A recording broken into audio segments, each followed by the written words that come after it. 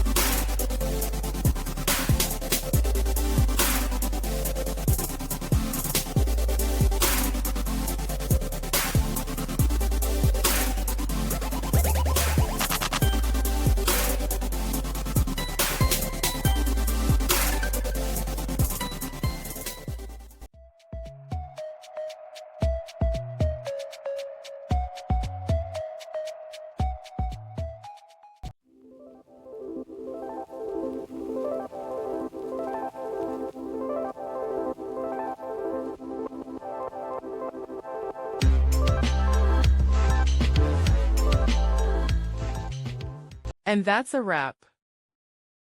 I hope you found the answer you were looking for. If you did, take a second to hit that subscribe button. It really helps out. And let me know in the comments which solution worked best for you. See you next time in the debug zone.